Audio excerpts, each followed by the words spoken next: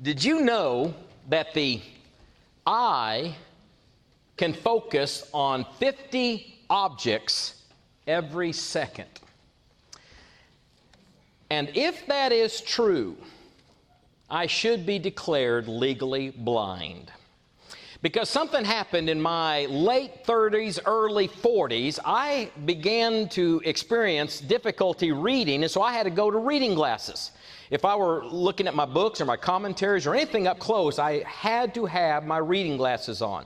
But in my late 40s, something else began to happen, because then I began to have difficulty seeing things a great distance away. In fact, I have what's called presbyopia. I don't remember how you name it. Presbyopia. And that means basically that I am nearsighted as well as farsighted. And all that means is without my glasses, I can't see you very well, and I can't see you very well. In fact, people will come up to me, and they will come in close. They'll get inside, you know, that personal space that we all have? You know, they'll get in really inside of that circle, and they'll ask me, why are you looking up? And I say, well, I'm not looking up, I'm looking at you, but I have to look at you in the bottom of my glasses because I have these progressives. And if I look at the people up on the balcony, especially the ones that sit against the wall way back in the balcony, I have to look down because I have to look at them through the top of my glasses up there. And how many in here have progressive glasses? All right, so you know the struggle that we have, especially in the beginning, to get used to the progressive, because you just have to find the spot on your glasses where whatever you're trying to focus on is in focus. Without my glasses, I cannot see the letter W that's up the top line of that chart. But with my glasses, I can fairly well read that bottom line. We're going to be talking about vision today. And there are people in our world, throughout our history, who have had tremendous vision. Christopher Columbus, his name is not politically correct nowadays because his voyages led to the colonization of the Americas. And it had an enormous impact on the historical development of the Western world. But I wonder, where would we be if in 1492 Columbus did not sail the ocean blue? Where would we be if someone never dreamed or ever envisioned a world that was anything but flat? One of the great visionaries in our time is a man by the name of Tex Schramm. He was the original president and general manager of the Dallas Cowboys, probably the greatest contribution to modern civilization that I can think of. And he was, in many ways, a true visionary. And he is responsible for many of the innovations in modern-day football. He was the thinker behind many of the things that we take for granted today when we watch a football game. He was the one who is behind many of the innovations like instant replay, using computer technology in scouting, the 30-second clock. That was his idea. Extra wide sideline borders, the referee's microphone, and of course the Dallas Cowboy cheerleaders, the first in the NFL. He also oversaw rule changes such as overtime regulation, putting official time on the scorecard, and moving the goalpost. Some of us are old enough in this room, we remember when the goalpost used to be on the goal line. And you would see a wide receiver in one of those cross sections, he'd catch the ball, and he would plow right into that goalpost. And it was Tex Schramm that said, you know, there's got to be a better place we could put those than right on the goal line. And so he moved them back. That was his idea. Don Shula, the legendary coach of the Miami Dolphins, said Tex Schramm is as responsible for the success of modern-day professional football as anyone who has ever been connected to the game. And one of the great visionaries of all in our country has to have been Walt Disney. If you've ever been to Disneyland or Disney World, I've been to both. Disney World's better, I'm just telling you. But if you've ever been to a place like Disney World, you know what I'm talking about, because Walt Disney envisioned a time when all people could go to some place and they could see the world through the eyes of a child. And that was his vision. And his vision has become an empire today. And I remember the first Walt Disney movie because he revolutionized animation film. And the first Walt Disney movie I ever saw, I remember I was in the first grade, 6 years of age, when my folks took me to see Jungle Book. And since that time, there's not a person in this room who has not seen a Walt Disney movie. And if you're a grandparent or parent and you have little ones watching those DVDs, you've seen some of them several times over, and you're tired of the songs. And all I would say is, let it go, let it go. In the computer world, I could talk about Bill Gates. And when we ever use the word Windows, it means something different than when we were young. And he envisioned a way to revolutionize how we use a personal computer. Now, someone like Michael Dell, he envisioned that every home could have an affordable computer. And so he might be as responsible as anyone for getting the cost of those home computers down to a manageable level. And when it comes to someone like Steve Jobs, love him or hate him, he changed forever the way you and I view our phones when he came out with the iPhone. And we could go on and on about people who have impacted our world today because they were visionaries, but no one has ever had more vision than our God. And God has always had a vision of His people. It was that way in the Old Testament. It's that way in the New Testament. It's that way for His church today. He has a vision for His people. He has a vision for your family. And here is what God has always envisioned for your family. Faith begins at home. The success of your family today and future generations, it begins at home. Do you realize the Christian home is the place where we can make the greatest impact on our society and in the future? Now, let me say that again because some of you probably didn't think that was very important. So listen this time. The Christian home is the single place where you and I can have the greatest impact and influence on our world today and in the future.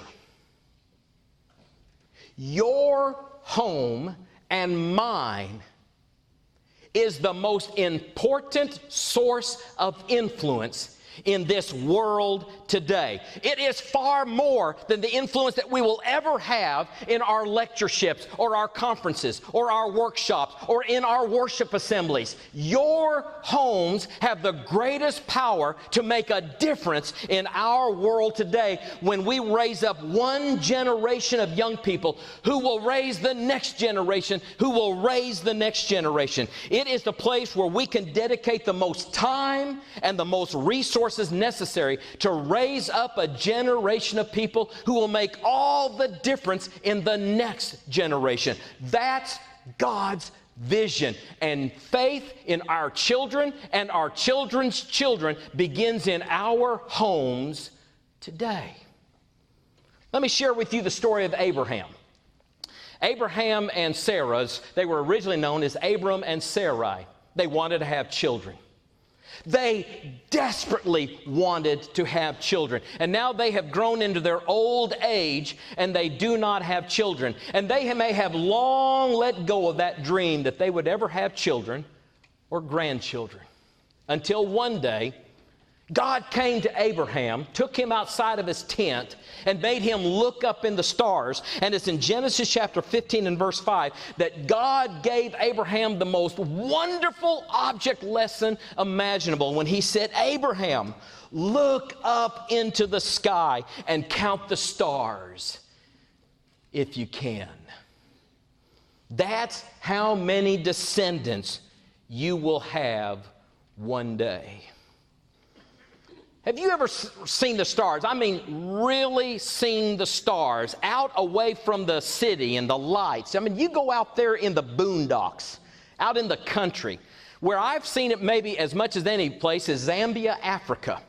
I mean, you're out in the bush. You are miles and miles away from any electricity, any lights, and you can look up into the sky in your absolute darkness.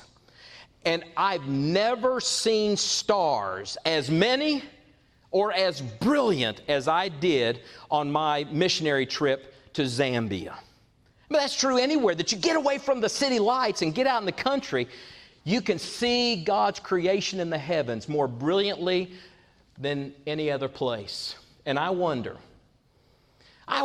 if when God took Abraham outside of his tent and said, look up in the stars, I wonder if God didn't crank up the wattage just a little extra so that Abraham could really sense what God was going to promise to him.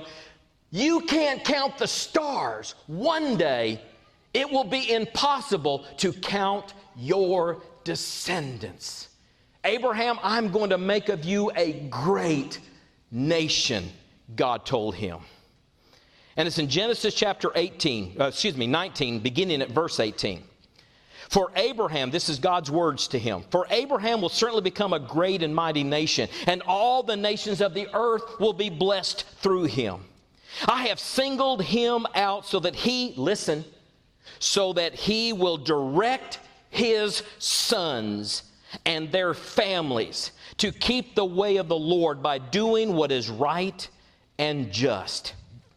Then, he says then because he asked Abraham to do something, to direct his sons and his sons' families to keep the way of the Lord, to do what is right and to do what is just. Then, he says, Abraham, if you will do what I have said for you to do, if you'll do your part, then I will do for Abraham all that I have promised. And God's promise to Abraham was, Abraham, I will make of you a great and mighty nation, more descendants than the stars of the heavens, if you will raise your sons and their families to love me, to honor me, and to obey my law. So in order for all of that promise to come to fruition, Abraham the patriarch had to do his part. He will direct his sons and families to keep the way of the Lord and do what is right and just. Now let's fast forward 600 years. Because Abraham did his part. He taught his sons, and they taught their families, who taught their families. And they kept the way of the Lord. They did what was right. And they grew, and they multiplied. And by the time you come to the book of Exodus, they have multiplied so greatly that the nation of Egypt views them as a threat. And so they enslave them and put them into hard labor to build their empire. And for 400 years, they enslaved the descendants of Abraham until God sends a deliverer named Moses. And God also sends those 10 supernatural plagues on Egypt. And Moses is able to take the children of Israel, the descendants of Abraham, out into the wilderness toward that Red Sea. And they crossed through the Red Sea on dry land, and God drowned the entire Egyptian army in that water. And now they are poised at the mount called Sinai. And when they are there at Mount Sinai, I want you to envision the number. Because the book of Numbers chapter 12 and verse 37, says that when they came out of Egypt, when the children of Israel came out of Egypt, there were 600,000 men on foot. Some commentaries suggest when you add the number of women and children, that probably somewhere between 2 and 2.5 million Hebrew children are now there at Mount Sinai. Can you envision the mass? Can you envision the multitude? And in Exodus chapter 19, God wants to say something to his people. But he wants to make sure that he doesn't say it and they go off and forget it. He wants to make sure that he has their attention. And so he brings them all out of their tents to the foot of the mountain. They are not to go on the mountain. They're not to touch the mountain. They are just to surround that mountain and to watch. And what a sight it must have been. Because there was thunder and there was lightning. The mountain of the Lord, the Bible says, was covered in a thick black smoke. There was a trumpet sound that came from that mountain. And everyone who saw the smoke, the lightning, heard the thunder and the trumpet sound, they trembled. God has their attention. What is it that is so important that God wants to make sure that every child of his is listening with both ears open? That he makes the ground shake and the mountain shake, and there's that black smoke, there's the thunder and the lightning, and then the trumpet of God that just gets louder and louder and louder. What is it that is so important that God has to put on this kind of display of power to make sure they are listening?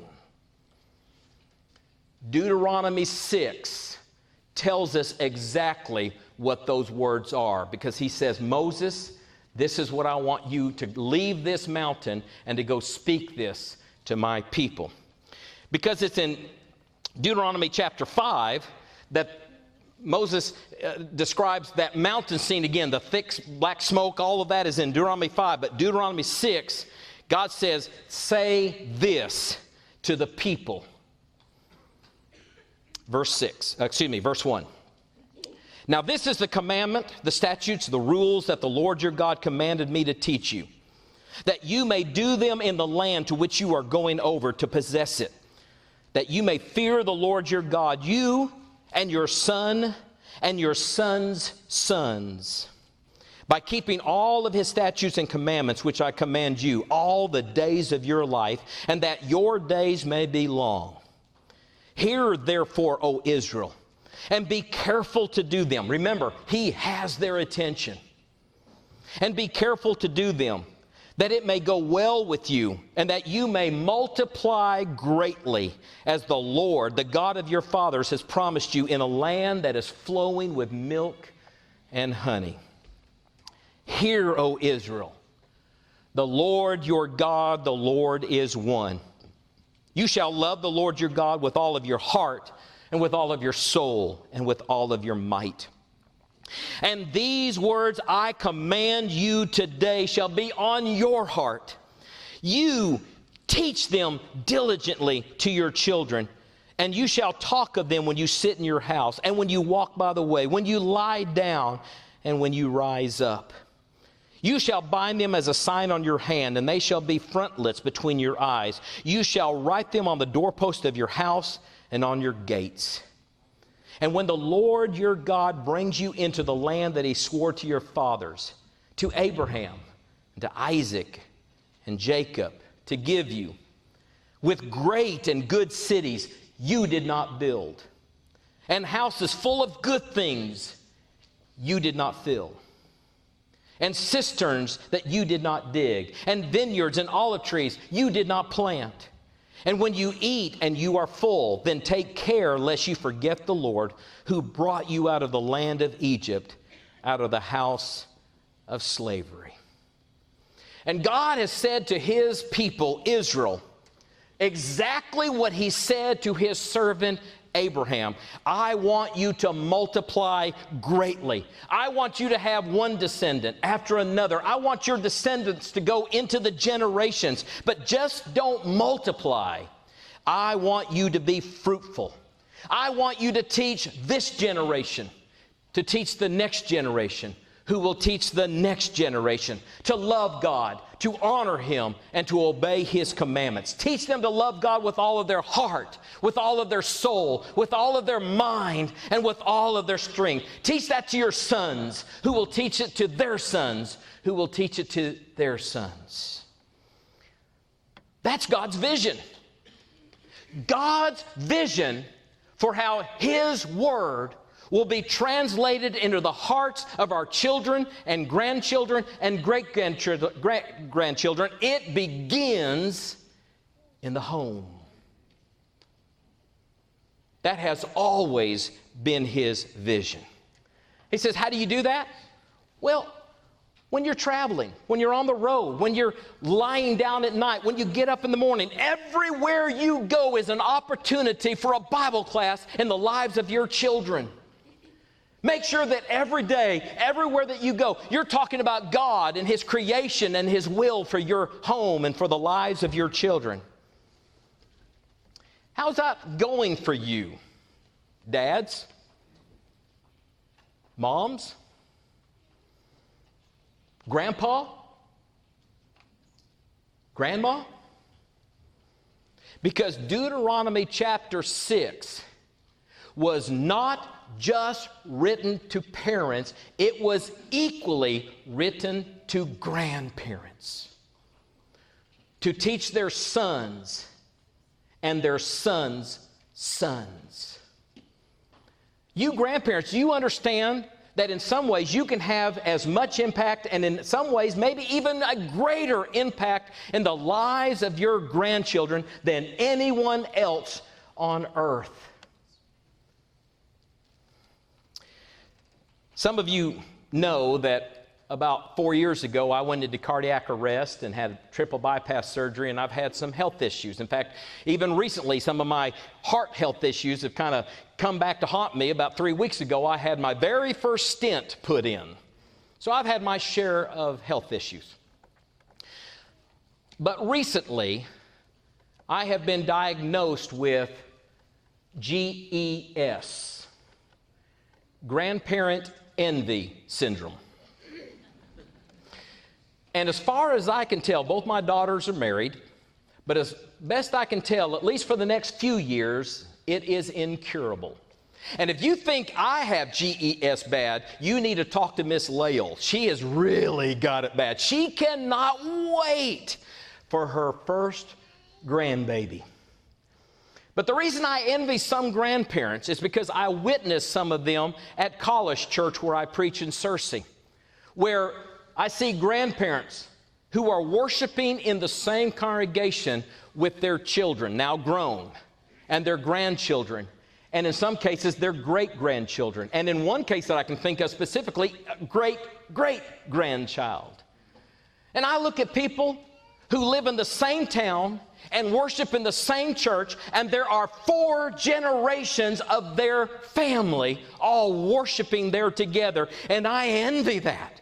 Because I think what a difference they can have, because their grandchildren are in close proximity to them, maybe sitting on the same pew with them. What an impact grandparents can have on their sons, and daughters.